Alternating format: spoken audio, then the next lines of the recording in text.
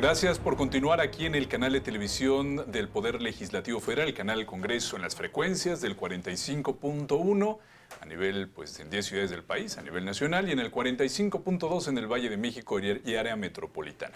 Estamos platicando con nuestros representantes aquí en el Palacio Legislativo de San Lázaro sobre los temas que están en la agenda legislativa y parlamentaria, pero sobre todo las reformas que se han aprobado para conocer precisamente qué es lo que se ha hecho y cuál es el impacto que tienen.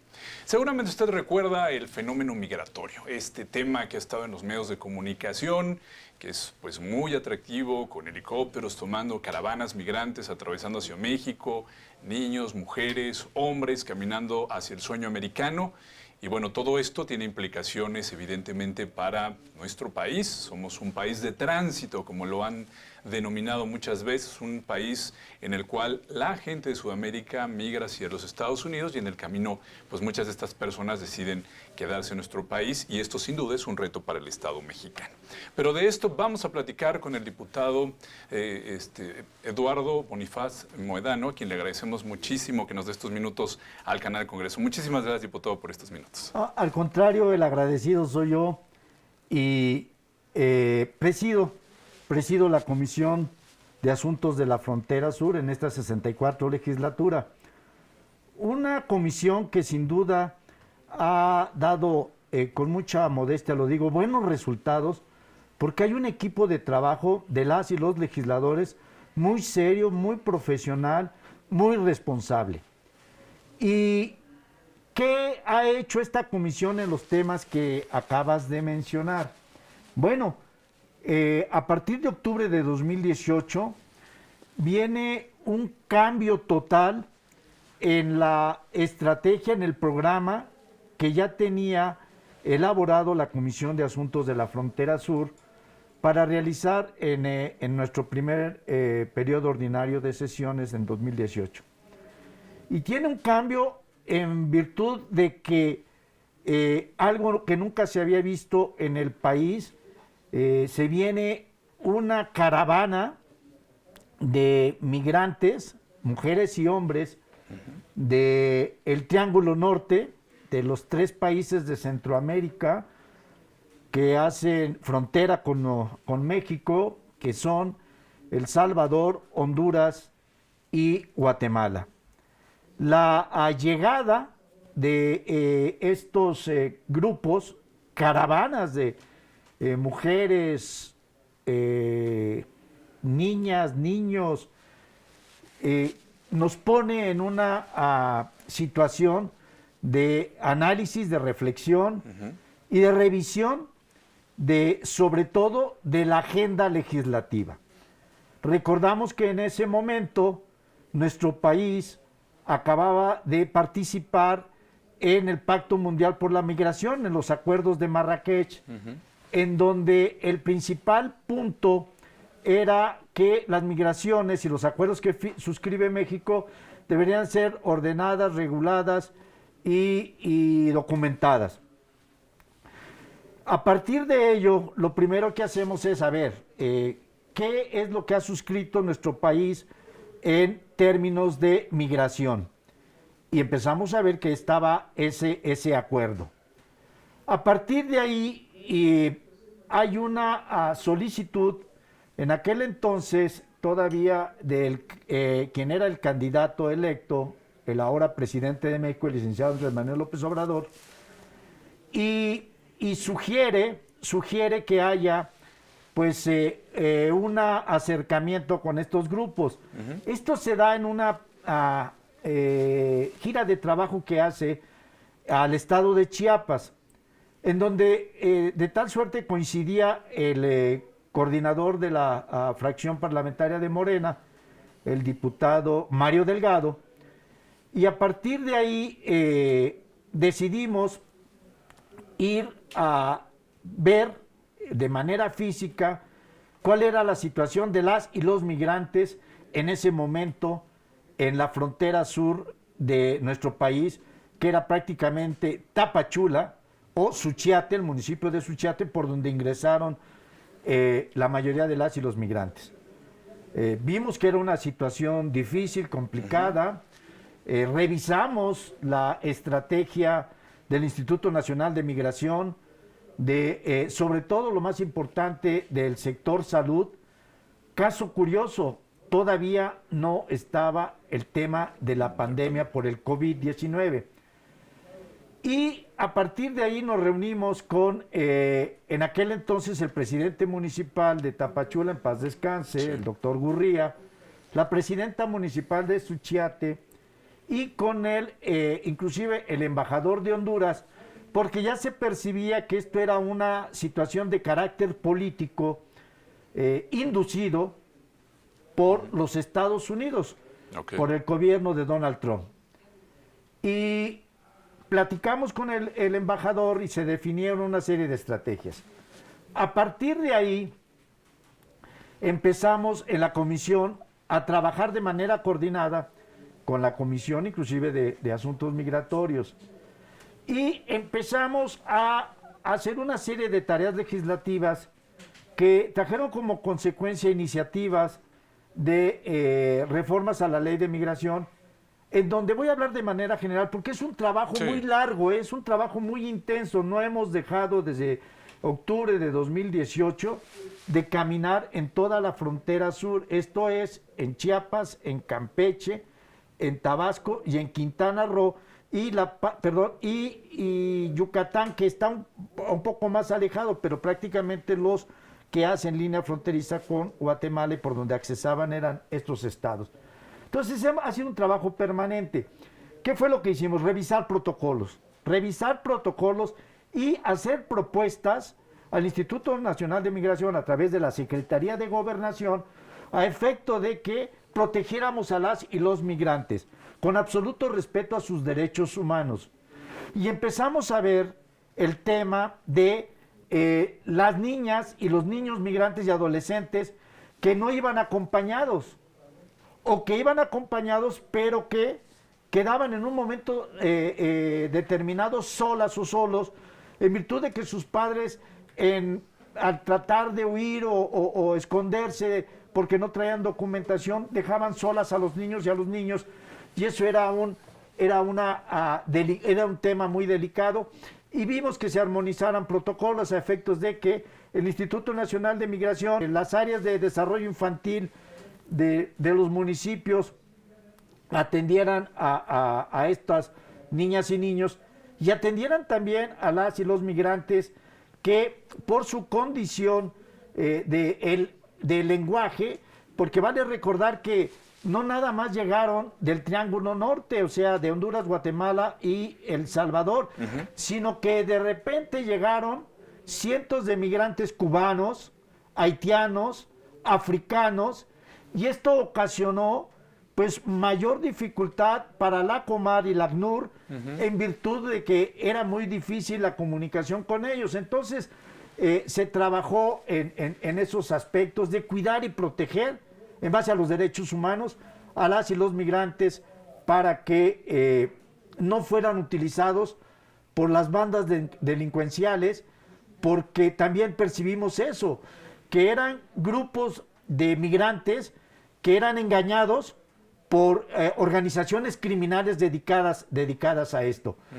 Hubo un acercamiento, insisto, principalmente con la Secretaría de Gobernación y con la Secretaría de Relaciones Exteriores, que en ese momento se integra a la de Gobernación para, en una estrategia conjunta, empezar a trabajar. Se suma la Guardia Nacional también y empieza a haber un mayor control de las y los migrantes. ¿Por qué legislar en materia de niños? ¿Qué observaron respecto en específico a los niños? Recientemente aprobaron en el Pleno una reforma en este sentido. ¿Qué fue lo que encontraron, diputados? ¿Qué los motivó a legislar de esta manera tan pronta y expedita? La total indefensión en la que se encontraban. O sea, una niña o un niño sin un padre, sin una madre, sin una familia que estuviera protegiéndolo, pues quedaba a expensas de la delincuencia. Y eso es lo principal que nos motivó. Era una situación delicada, de estricto respeto a sus derechos humanos y una tarea humanitaria que teníamos que hacer. Por eso es que la Comisión de Asuntos Migratorios y Frontera Sur nos sumamos, y además con la Comisión de Frontera Norte. O sea, hubo un trabajo muy integral de todos, a efecto de que aquellas niñas y niños que atravesaban ya, que habían podido salir de lo que era la frontera sur y que empezaban a irse hacia el centro y hacia el norte, pues también tuvieran esa protección. O sea, la atención a las y los migrantes no nada más se concentró en el paso de los que venían de la frontera sur, sino aquellos que ya lograron ese trayecto hasta llegar a los Estados Unidos, también tener mucho cuidado en su defensa, en su protección. Lo que nos llevó fue eso, ¿no? Era una actitud humanitaria.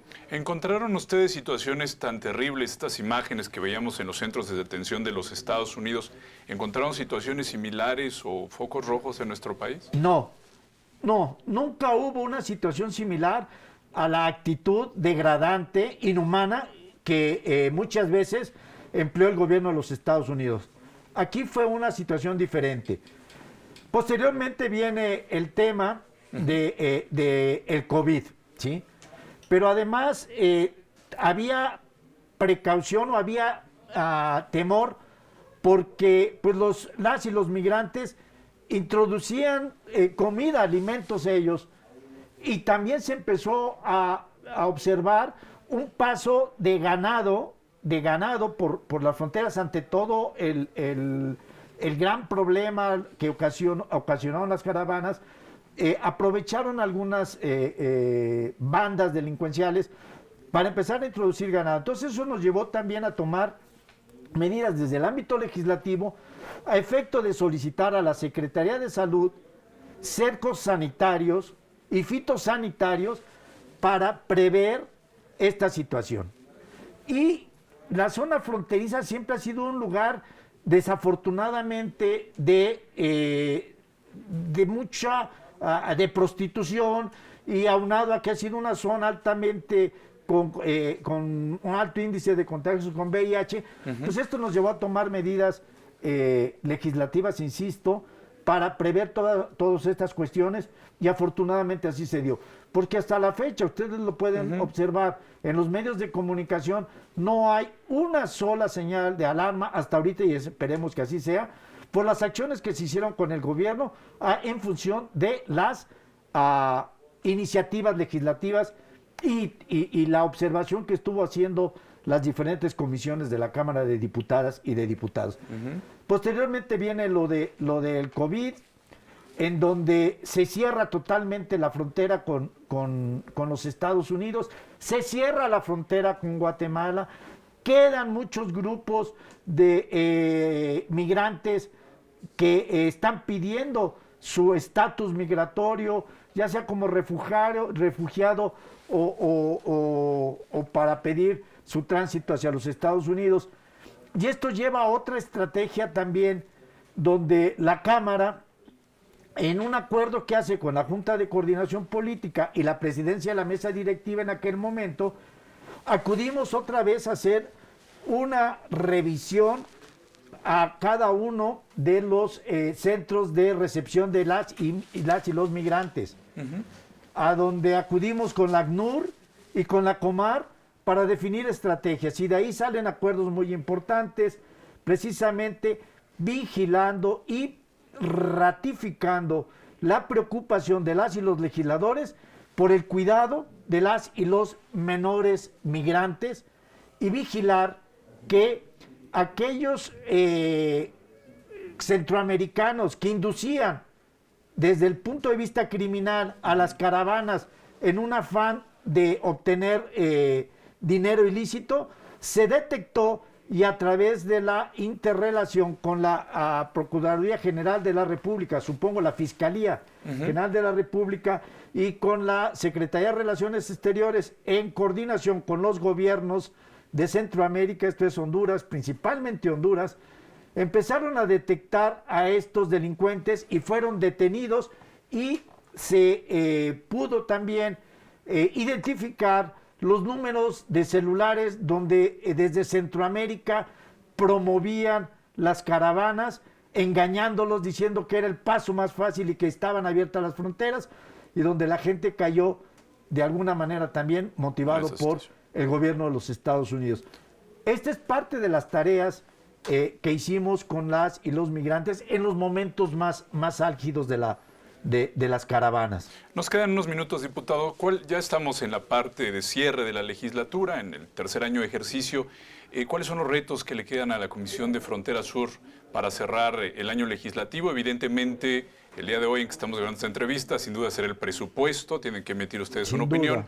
Pero además de este trabajo que es fundamental, ¿qué otros temas quieren impulsar al cierre de esta legislatura desde la comisión donde usted está trabajando? Bueno, desafortunadamente hoy va a ser más difícil en el tema del presupuesto buscar recursos para apoyo al migrante, buscar recursos para fortalecer las estaciones migratorias, para que se cree un centro de información muy integrado sobre la migración, porque sabemos que el recurso presupuestal está orientado más que nada a los temas de salud.